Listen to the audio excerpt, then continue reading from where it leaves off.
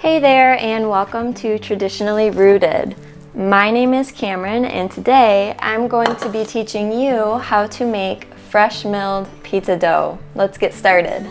So to start, here are the ingredients you'll need.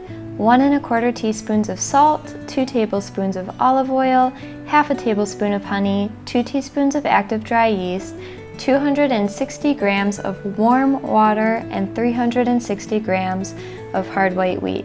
Let's start by milling our wheat into flour. Now, I like to measure in grams because it's the most accurate and I won't have any more or less flour than I actually need. But if you don't have a scale, this is about the same as 2 cups of wheat berries or 3 cups of freshly milled flour. Go ahead and add yeast and sugar right into this bowl of flour. Into my stand mixer, I'm adding in my water and honey.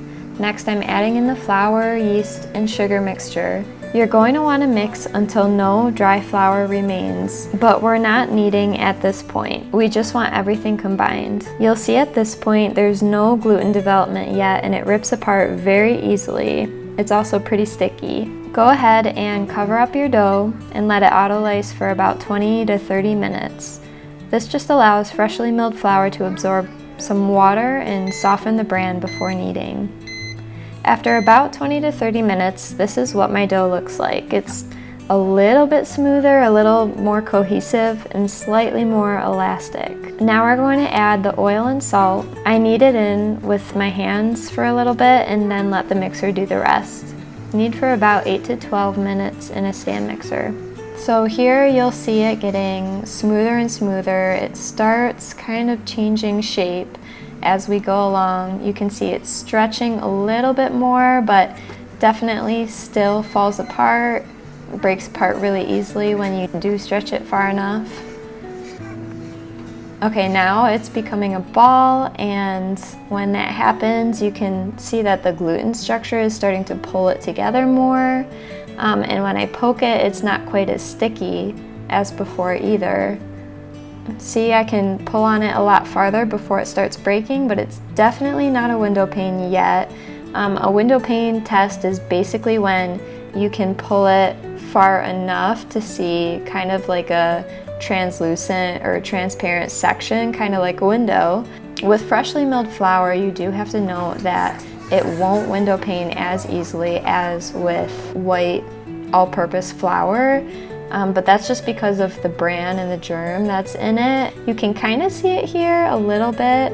It might be a little hard seeing with the camera, but there is a little bit of a transparent section when I start pulling it apart. You can definitely tell that it's stretchier and smoother than when we started. So here you can see 4 different stages. You can definitely see the difference. Coat the dough in oil, cover it, and let it rise until almost doubled. I typically check around 30 to 45 minutes in my warm kitchen. This will completely depend on how cool or warm your kitchen is. At this point, your dough is ready to shape and bake, but I always make my dough earlier in the day, so until I'm ready to make the pizza, I just stick it in the fridge. I have 3 very little ones, and dinner time can be quite stressful if I don't have anything prepared ahead of time. So as often as I can, I try to make my doughs and my breads and all of the meal prep things in the morning or ahead of time if I can. All right, on to shaping the dough.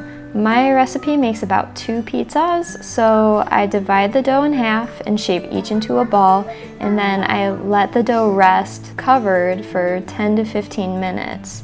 If you start rolling your dough right away and it resists and keeps pulling back in, that extra rest time relaxes the gluten to make it much easier to roll out.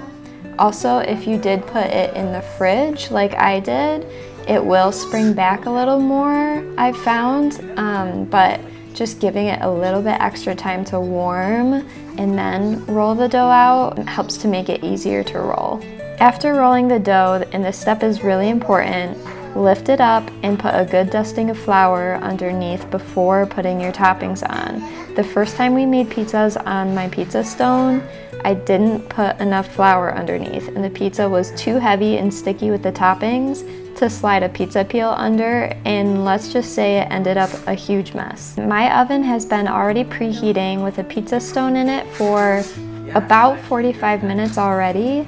A pizza stone, in my opinion, is one of the biggest improvements you could make to your pizza crust. We make pizza every single week, so we wanted to invest in a nice stone. I'll link what we use in the description below, but if you don't have a pizza stone, a cast iron will work as well. Each pizza only takes about 4 to 5 minutes total to cook. Freshly milled, deliciously crusty pizza dough. I will link this recipe in the description down below. Thank you all for watching and happy baking.